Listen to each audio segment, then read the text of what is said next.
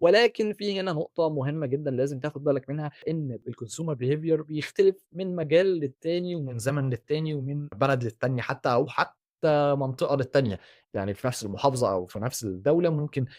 الconsumer behavior أو سلوك الناس يختلف من نقطة للتانية فعلًا، وده يرجعنا لإن أنت فعلًا محتاج تذاكر الconsumer behavior بتاعك الفريد، وممكن أقول لك إن الحمد لله يعني إن أصبح في الtools زي ChatGPT وGemini اللي عندهم فهم عميق للconsumer behavior، واللي أنت تقدر بمنتهى البساطة تقدر تدخل تتكلم معاه وتتناقش معاه حوالين سلوك العميل بتاعك، بيفتح إيه السوشيال ميديا اللي بيفضّلها، طب إيه اللي ما بيفضّلهاش، طب إيه نوع المحتوى اللي بيحب يستهلكه، طب لمّا تحب تخاطبه بشكل مباشر ويكون ممتع ليه تعملها إزاي، طب إمتى بينام وإمتى بيصحى، طب إيه المواسم بتاعته، وهكذا. الأدوات دي فعلًا بقت ذكية جدًا وعندها فهم عميق وحقيقي للconsumer behavior بتاع البشر حوالين العالم كله وفي كل الثقافات تقريبًا، والاعتماد عليها هيسهّل عليك الدنيا، ولكن في نقطة تانية برضه تعتبر مهمة جنب